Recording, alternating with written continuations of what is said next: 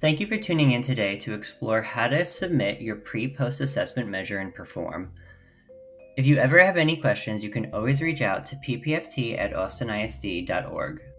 Teachers that are returning to AISD, the pre-post assessment measure is worth 15% of their summative score.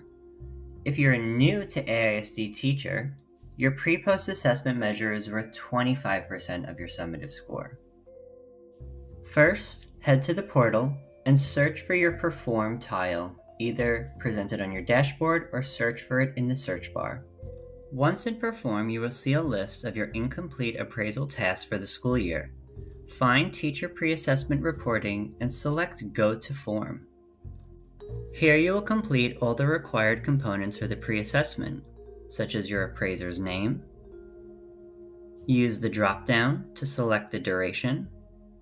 Most teachers will be on a year-long timeline, unless you are only a semester teacher, or if you're using K-8 MAP results, you'll be on a fall timeline only, or if you're a SPED teacher and your roster dissolves in the fall semester, you will go to spring.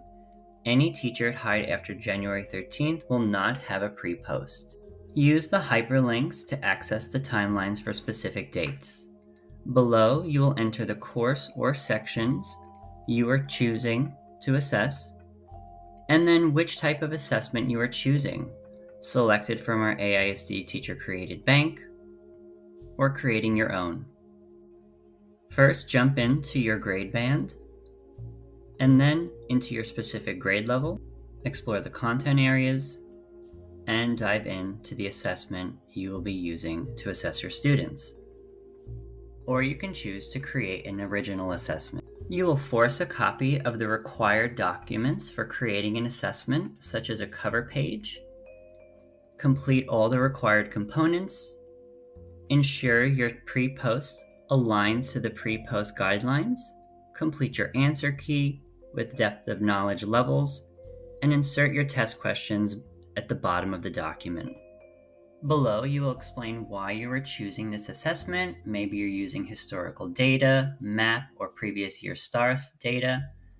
The assessment name, which is found on the title of the cover page. And then you will enter the standards of which you are assessing. You can always jump out to the hyperlinks to see examples of where this is located on the cover page.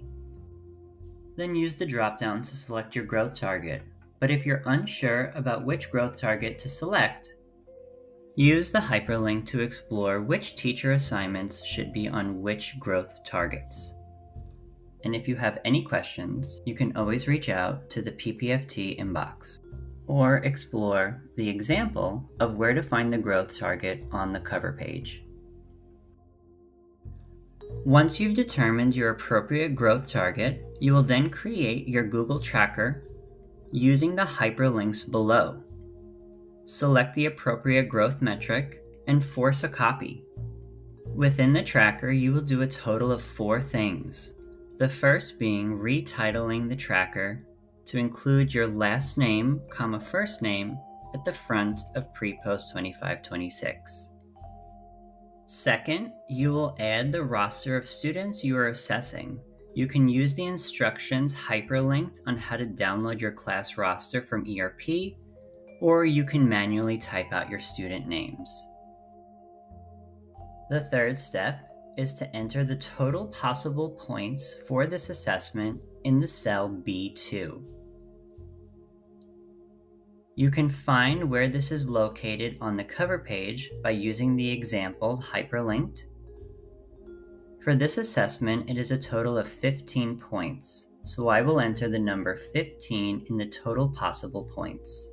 Then for each student, in the pre-test column, enter how many points they earned out of the total possible points as a whole number. If students did not take the assessment, enter a 0. Then you will share access with anyone from Austin ISD and make them an editor. Then go in and copy the link to your Google Tracker and paste this link right into Perform. You can always reference the tracker cheat sheet on steps of how to complete the Google Tracker if you're on a half, third, or attainment growth, or if you're on multi-tiered, scroll to the second page as you won't have a perfect score. All students in the beginning of the year will get a 1 for a pretest, and then a 1 or a 2 depending whether or not they met growth. You will then need to upload 2 PDFs. The first PDF being the Google Tracker with the pretest scores. You'll select File, Download, PDF, Export, and the second PDF will be of the assessment you chose.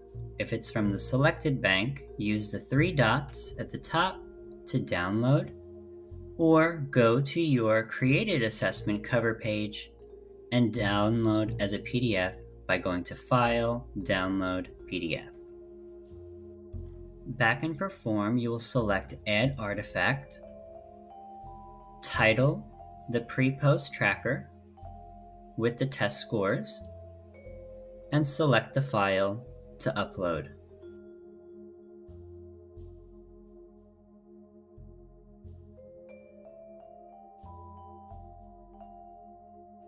Then repeat this step by now entering the title of your assessment, selecting File Upload,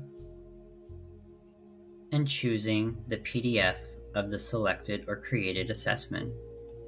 Add artifact, and you should see both of your artifacts appear. If you want to return to your pre-post, you can save progress, but don't worry, everything auto-saves. And once you're ready to submit, press Save and Submit so your appraiser can acknowledge your pre-post assessment measure. You can always explore pre-post assessment resources from the PPFT Toolkit. Head to the portal, open up the PPFT Toolkit, and under Student Growth, you will find Pre-Post Assessment Measure.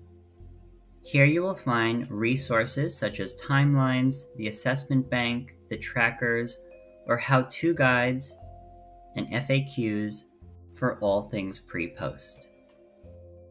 Thanks for tuning in today, and if you have any questions, please don't hesitate to reach out to your district coordinator, your campus contact, or the PPFT inbox.